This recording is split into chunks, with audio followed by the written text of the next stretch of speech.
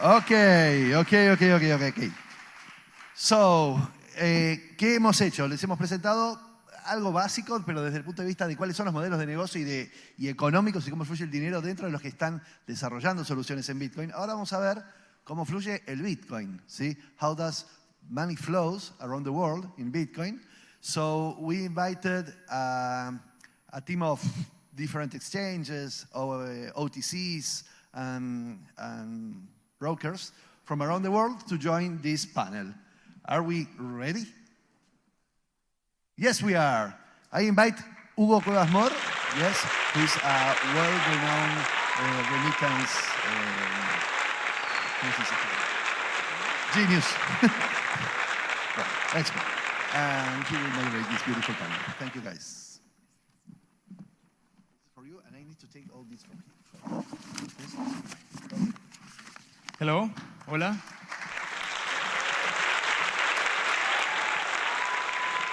So we're going to do it in English, and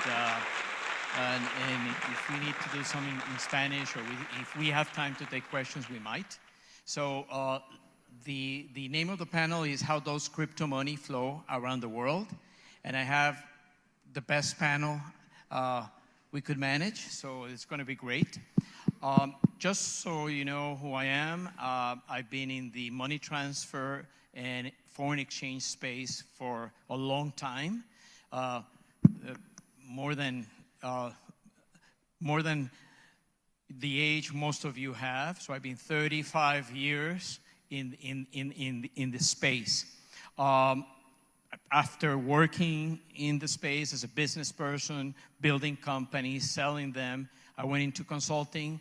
And then 10 years ago, I started the IMTC, which is the International Money Transfer Conferences.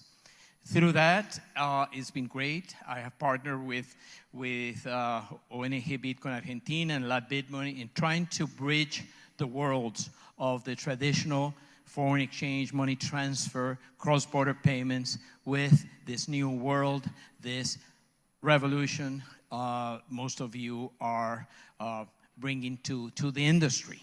So we're going to start our panel. I'm going to sit down here. And gentlemen, I think we can start with introductions. Tell us who you are first, then we'll talk about what your companies do. So we can have a perspective of where your mind comes to this with what background. Dan. Thank you, Hugo. My name is Dan Torrey. Me llamo Daniel Torrey. I work, we're going to get into where I work in a bit. I'm from New York. Some people that I know who've left Wall Street and have gone into digital assets call themselves reformed bankers. I like to call myself a banker refugee. I've been working in digital assets for about a year, but I'm from New York and I live in New Jersey. And I've had a lot of great fortune to travel around Latin America throughout my career, but this is the first time I've ever been to Uruguay, and it's a wonderful country. Thank you all so much for hosting us. Thank you. Just a second. You went to school. What did you study? I studied international relations at the Johns Hopkins University in Baltimore, Maryland. Go Blue Jays. And I thought I wanted to be a diplomat. So ironically, it took me almost 54 years to find my way to Uruguay for the first time. But I wound up in international finance, and that's how I got into foreign exchange, the same business that Hugo, I guess, sounds like is still in. And there's still a little piece of it in me, but I'm reborn crypto. Okay. Thank you, Dan. Thank you, Hugo. So I'm Fernando Martinez. Soy de Mexico. I've been working for myself for the last 4 years, almost 5. I moved to Hong Kong at late 2014. I stumbled into crypto. I was fascinated by it. And the reason that I chose it was because I saw the greatest upside, right? I saw at my age, limited downside. The upside's going to be fantastic. And I was lucky that I was right. I've moved back to Mexico about 6 months ago to run our Americas operations. In terms of studying, I studied international business in Mexico. In Monterey, actually, and I did my MBA in the University of Hong Kong. My background before crypto is I had a commodities trading desk in Mexico. However, it's very similar to this industry in terms of how you deal with clients, etc., but it's very slow pace, right? So I saw that I needed a lot of capital to get where I wanted to be, so that's why I moved to Hong Kong. Did you learn Chinese? Cantonese? No. No. It's a beautiful country. It's a beautiful region, but unfortunately, I was too busy.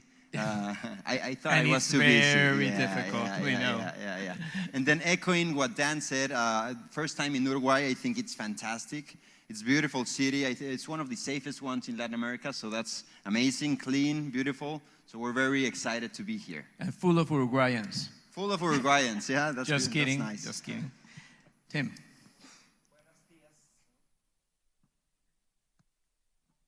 Buenos dias, everyone. Amazing personalities. What I love about this conference is that we can start at 1 p.m. Second session. That's the best. Personally, I think I'm the most lucky guy or luckiest person in the world. Visually, what comes to mind is the Dos Equis beer commercial that they play. They have the luckiest guy in the world. I think I'm the luckiest because, first of all, I'm Korean. I work for a Chinese exchange, OKCoin. I've been to many conferences all over the world and meet fabulous people, but my language is horrible. I only speak English. I don't speak Korean. I don't speak Chinese. I don't speak Spanish. And really, if I can survive and thrive in the crypto industry, it's available to everyone because my past is very traditional. I used to work as a bank regulator for the Federal Reserve Bank and the FDIC for 16 years. Of the United States, the U.S. In the U.S. Yeah, the U.S. Fed. And then I got maybe a little innovative away from the traditional side and joined Visa for 5 years, running their anti-money laundering program. And then I caught the Bitcoin bug in 2014, worked for a fabulous startup, BitPay, the Bitcoin merchant processor, served as their chief compliance officer for 2 years, and now I'm at OKCoin for about 3.5 years. Okay, great. So tell us about OKCoin. Just briefly, what the company does, what is the vision, then we go into... The vision is to make digital assets accessible throughout the world. And we feel that although much has progressed in the last 10 years, there's still a lot of work to be done.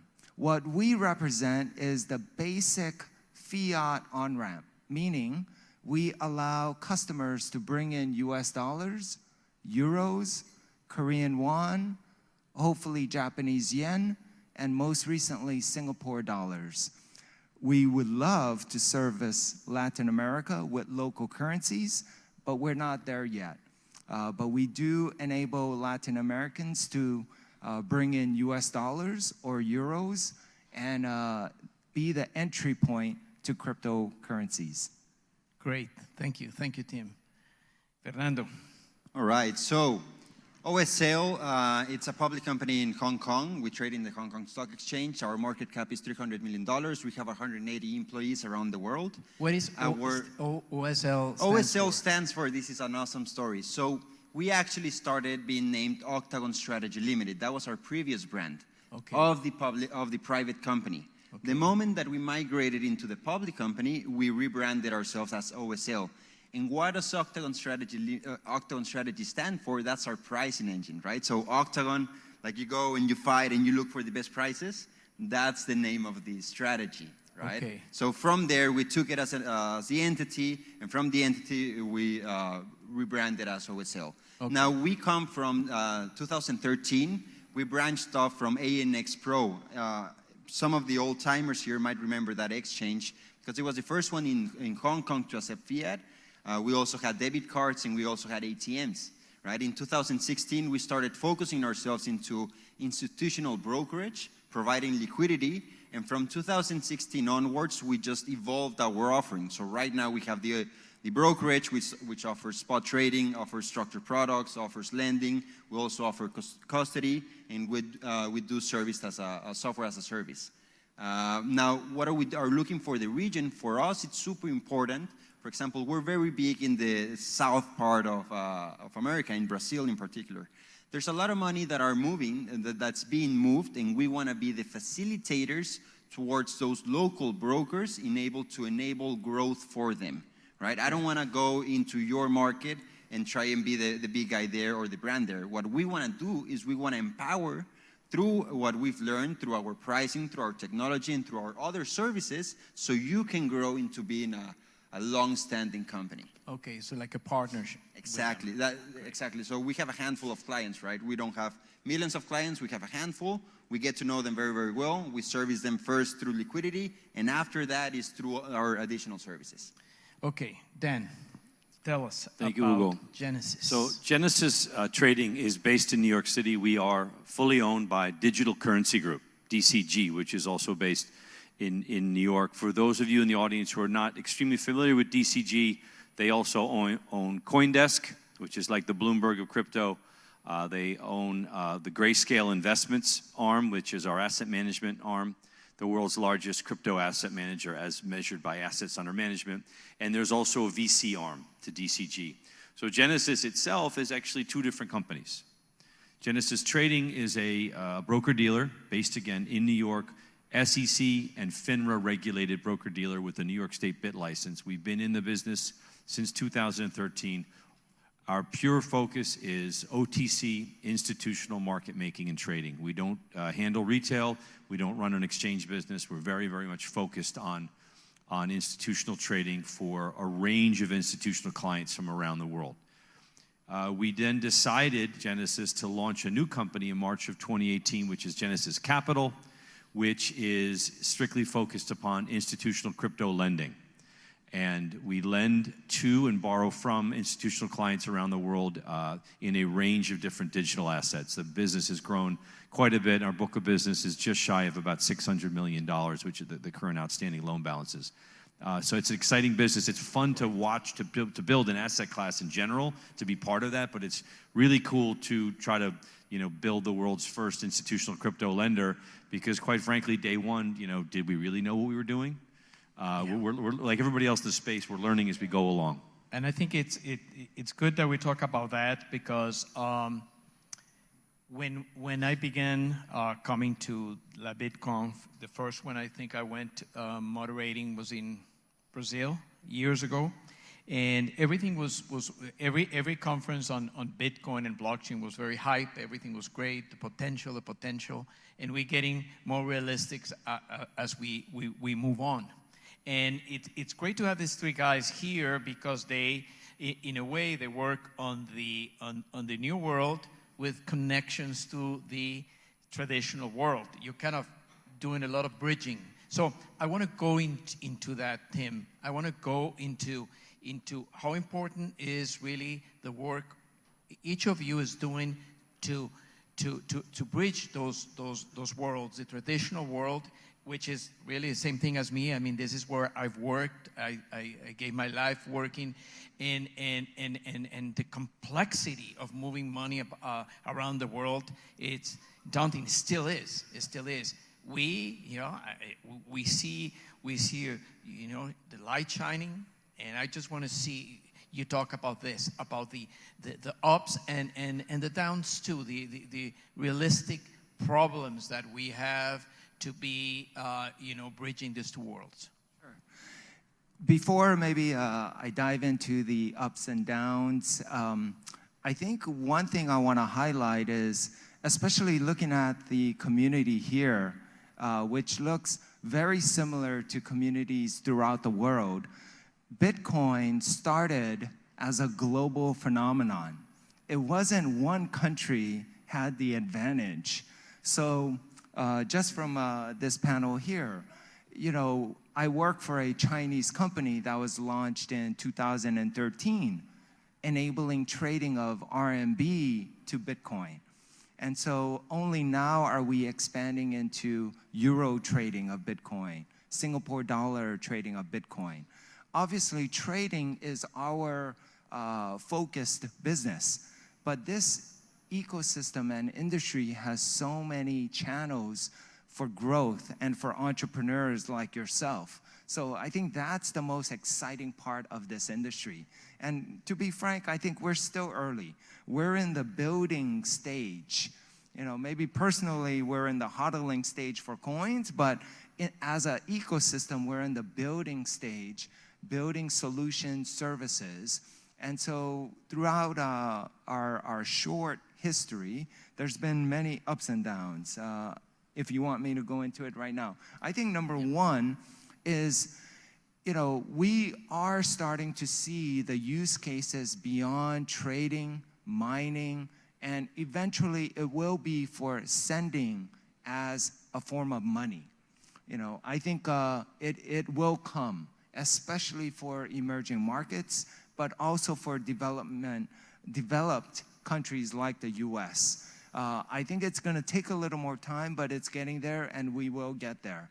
The presentations by Jimmy Song, I thought hit it right on the mark. It touches every aspect of us, whether individual, enterprise, global, countries. And so I think we're on that path. Naturally, we're going to have some downs as well, including the regulatory side. But it's something that we must comply locally.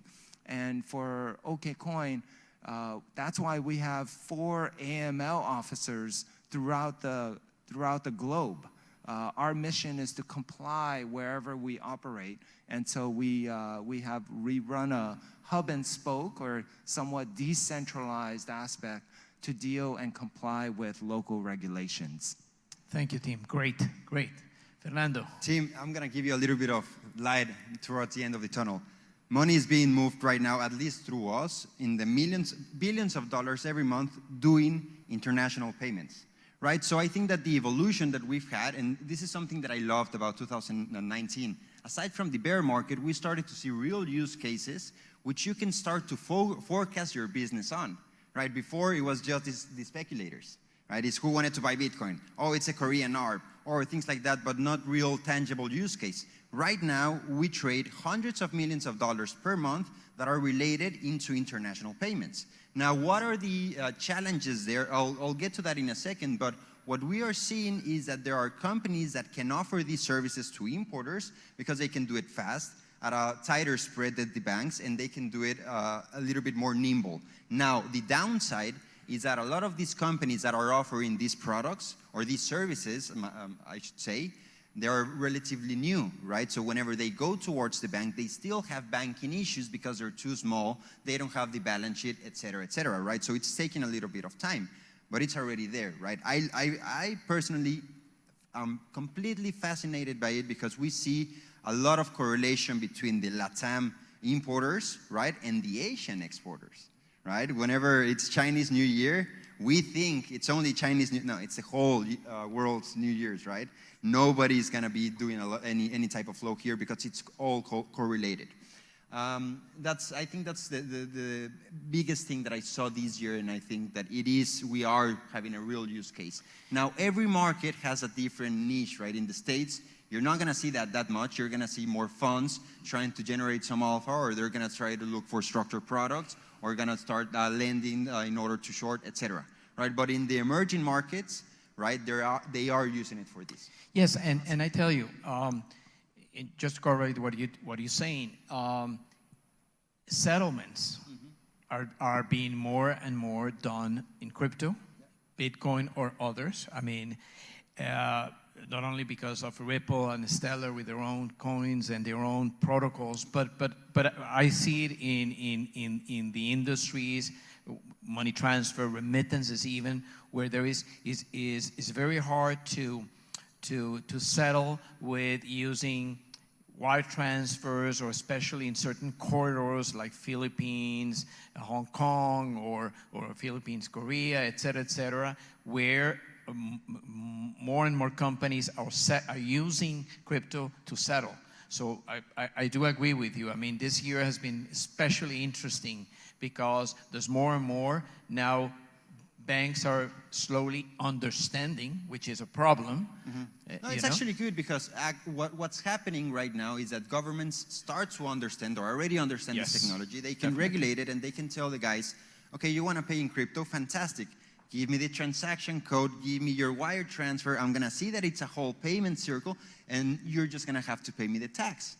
Whereas before, nobody could pay the tax because they didn't know how to do it. Right now, there are governments and there's a central bank that you can freely, and you can give all of these transactions and you can do everything legitimately, just more efficient.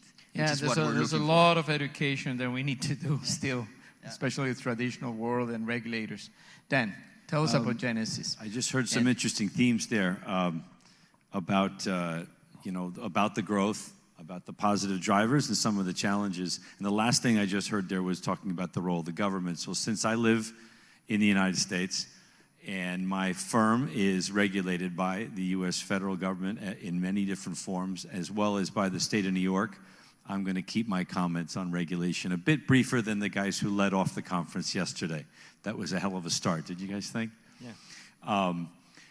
But I would, to touch more importantly on something that Fernando mentioned, which is that it's about use cases, okay? He's absolutely correct in that because we operate in the U.S., our client segment and subsegments is a bit different than some of the firms that Fernando was dealing with today in America Latina. But what's important is like seeing this convergence, getting back to the way you led off, Hugo, is eventually we want to see a world where the bridges are being built by this set of needs, diverse needs from different segments in different geographies. And I think stable coins are really coming into emergence and coming into broader usage and adoption due to utility. Right? And yes, they may have a greater utility for a large Mexican retailer buying products from a Chinese exporter, but at the same time, that eventually bleeds into, if you will, or dovetails into some of the reasons why some of my clients who might be just trading firms out of Chicago might be borrowing that same stable coin. It's becoming more liquid, it's becoming more fungible, it's able to cross a border, and it's more transferable with goods, services, different players, and other fiats, right? That's that key last piece. When we take on new clients, one of the first questions we have to ask is, who do you bank with? And it's not because we're deciding whether or not we're going to approve them. We're trying to figure out how we're going to do business with them. Exactly. Once they come on. So this really, it really is about the bridges. Crypto is growing. We all know it's not just an idea, a concept. It's for real. The use cases are growing. However, you cannot grow sufficiently to make an impact, not just on the financial services world, but on all of our industries, all of our societies, unless it's able to meld with and work with the legacy architecture, regardless of how much some people in this room might despise that legacy architecture. You got to live with it, and that's where the growth is going to come from, is together, that convergence. And I tell you, a couple of years ago, I was in Kenya, and mobile money technology in Africa, it's growing, by leaps and bounds. And I think that the growth, and they say it's not that I think, it's just they say that once they realize how their mobile ecosystem could bridge with the cash and just build those ramps in and out, cash in, cash out, through agents everywhere, that so people could at the beginning they had to come in and out. There are more and more now in the mobile ecosystem. And once I was there, I said, it was like an aha moment, and said, guys, it's the same thing as crypto. We just need those ramps. And so people go back and forth, and then little by little, they can stay in the crypto ecosystem as the crypto ecosystem grows. I don't know what do you think of that, but I think it's because as OKCoin, that's what you want to do in a way, build the bridge. Yeah? Yes. While we are in the trading marketplace, our real mission is to educate and make available digital assets throughout the world. That's, I think there's many entrepreneurs out there that are going to take it even further to the next level, serving individual, unique clients, retail clients, import, export, but we don't do all that. We know what our niche is, what our focus is, and it's a marketplace that brings in buyers and sellers of crypto with fiat access, with fiat as an on-ramp. Today, there's thousands of exchanges out there, but only a handful deal with fiat, and we want to be that fiat gateway. We think it's valuable, we think it's needed, we think it's a great service for the ecosystem.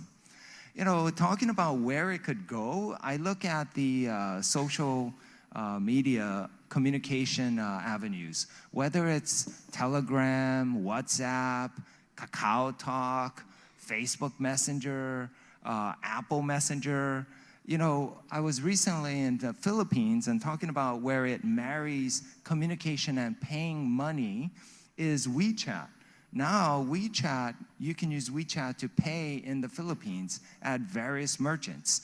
And so my prior employer, Visa, I think that's a market that's being ready to be disrupted. So it brings many, many opportunities, and I think that's the frontier that we're all working hard at. Thank you. Thank you. Let's talk about the region. Let's go down to the region. So we have some time to talk about. What do you think is happening, will happen? We can go into trends, but what about, yes, let's say Uruguay, Argentina, Brazil, Chile. So I even. think, let's say OSL, Genesis, and OKCoin, us as some of the biggest players in the world, we have a responsibility to share as much as information and knowledge about regulation, what we've experienced towards these emerging markets, right? So for example, in Hong Kong, the SFC just announced that they're gonna license this industry under the virtual assets licensing, right, regime. We actually applied for that. We're doing the same in Singapore with the MAS. Right, so in Hong Kong, we're going to be able to trade security tokens. In Singapore, we're going to be able to, under the framework of the government, be able to offer derivatives, lend and borrow, etc. Right? So what do we do with this? Do we just capitalize it and say, okay, we're the first ones? Or do we take this baton, right? The same thing that they do is, and go and teach these emerging markets. Right? How does OKCoin, that's been around forever, I love it, love it, love it, love it. You guys were actually one of our first liquidity tap points to China, right? It was incredibly liquid. Now, how do we take these experiences that we have and share it, right? Because the industry is just getting started. We're on the building stage, right? So I think that that's the biggest opportunity that we've had. I was a month ago with one of the local regulators here, and it was precisely that. It's, okay, yes. How can I partner up with somebody local? Because I don't want to be the guy that, I don't want to be the foreigner that wants to take advantage of your market. I want to empower a local partner, right? And I want to give ease towards the government, because sometimes the local governments view them as too small.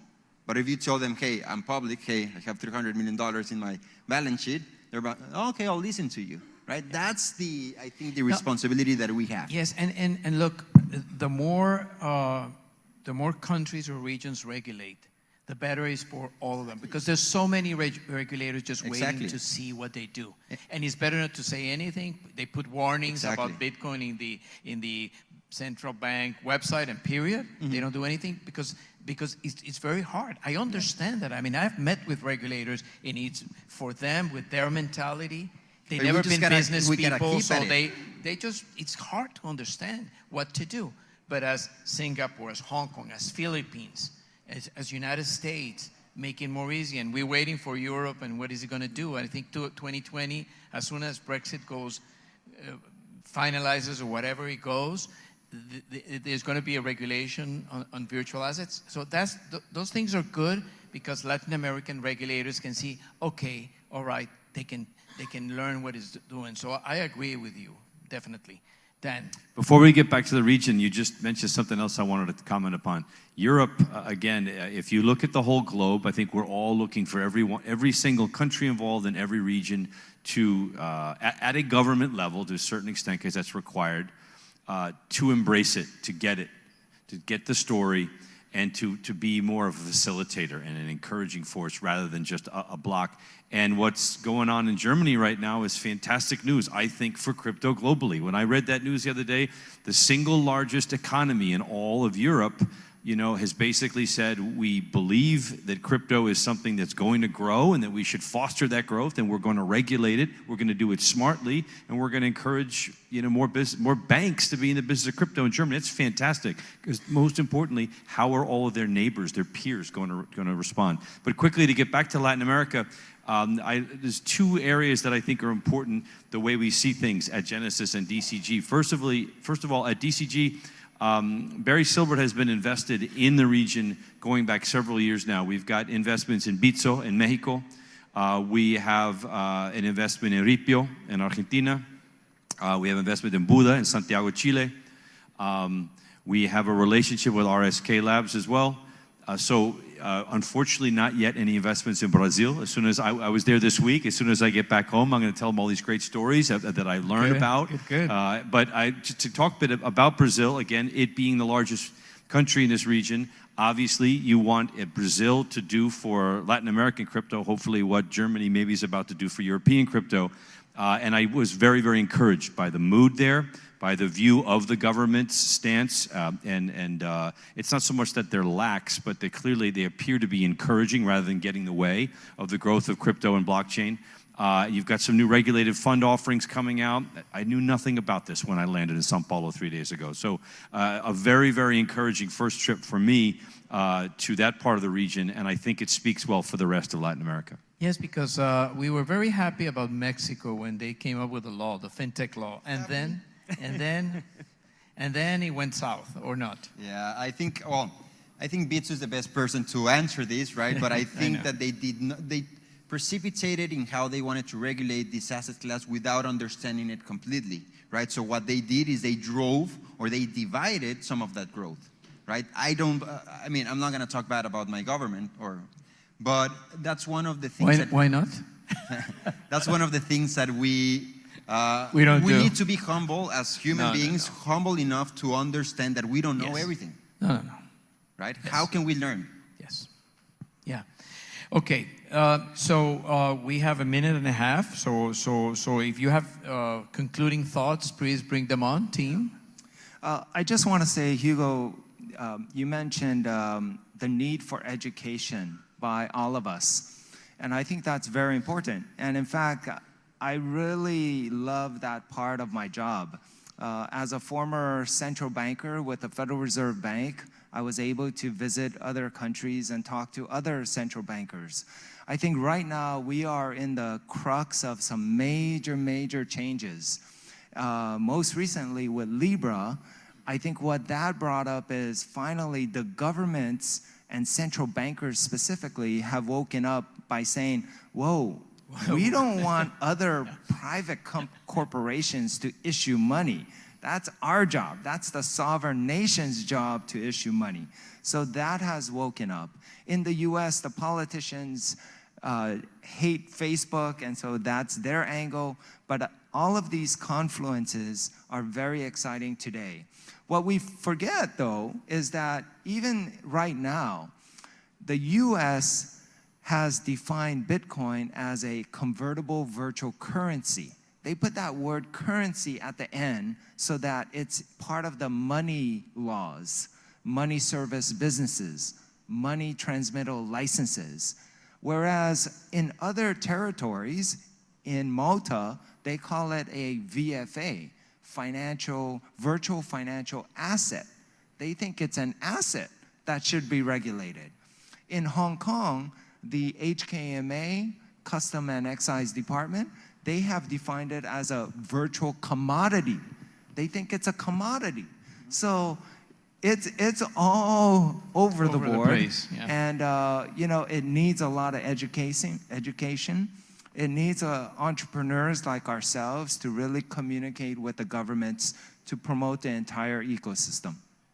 Well, thank you very much. In partnership with LABITCONF, we're doing in May, 5 to 7 in Buenos Aires, the IMTC LATAM conference. And the idea is to bring this doing the bridge that we do, working with the one side and the other so they will meet in the middle. Thank you guys. Thank you very much. Thank you.